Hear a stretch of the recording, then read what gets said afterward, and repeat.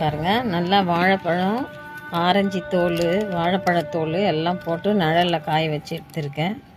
பாருங்கள், உரம் வந்து இது வந்து காப்பித்தூள், இதோட 3 சேர்த்து ஒன்றா போட்டு வச்சுட்டேன். ஃபுல்லாக எல்லாத்தையும் வந்து இப்போ அப்படியே மிக்ஸ் பண்ணிக்கலாம். எல்லாம் பொடியாகிற அளவுக்கு நிழல்லே காய வச்சுக்கலாம். இது வந்து அப்படியே நைஸாக அரைக்கணும்னு தேவையில்ல, அப்படியே போட்டாலே மக்கிடும் செடியில். இதோட வந்து ரோஸ் மிக்சர் கொஞ்சம் எடுத்துக்கிறேன்.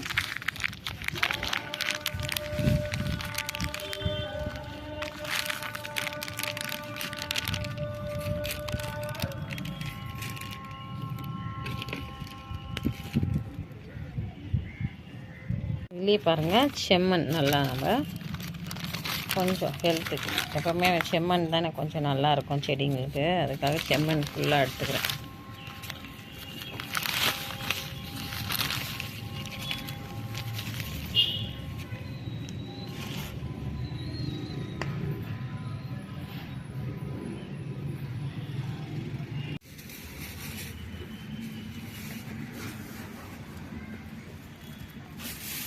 முறம் எடு. இங்கே வா இங்கே இருக்குது பாருங்க. எத்தனை வந்துட்டாங்க கொஞ்சம் அதில் கொட்டு. வாரிக்கெல்லாம் அப்படியே வச்சு வாரி. வேப்ப புண்ணாக்கு கடிச்சிது, அது கொஞ்சம் எடுத்துருக்குறேன்.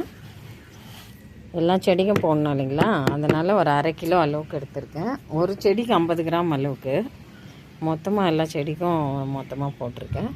இப்போ மண் வந்து நாங்கள் செடிக்காக வந்து கடையில் தான் வாங்கியிருக்கோம். அதை வந்து இதோடு மிக்ஸ் பண்ணிக்கலாம்.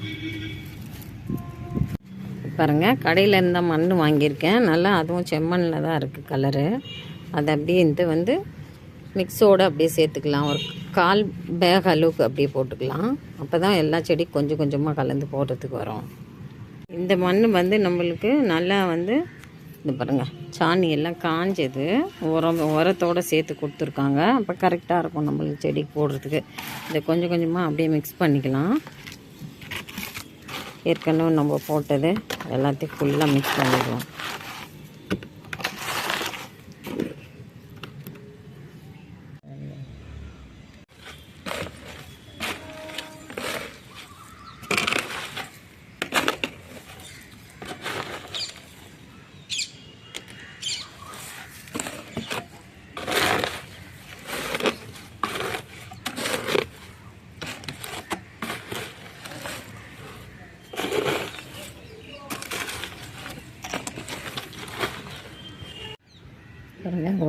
ஒரு செடிக்கு இந்த அளவு இருந்தால் போதும்.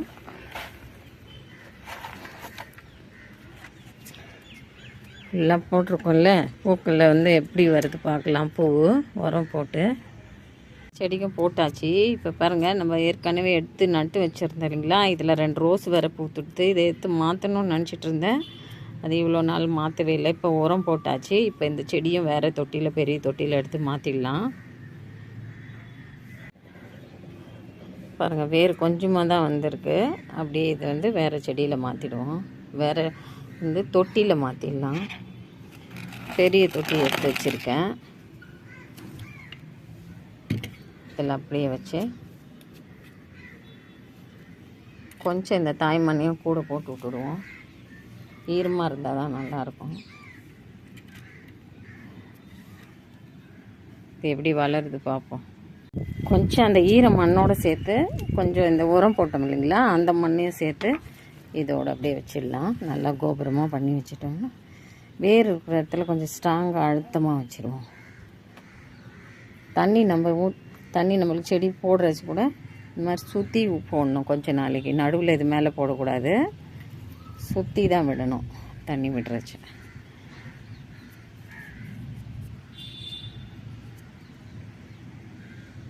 அழகாக தளிர் விட்டுருக்கு பாருங்கள். கலர் நல்லா ரெட்டு ரோஸ் இல்லைங்களா, காஷ்மீரி பன்னீர். இது அதே கலரில் நல்லா தளிர் இருக்குது.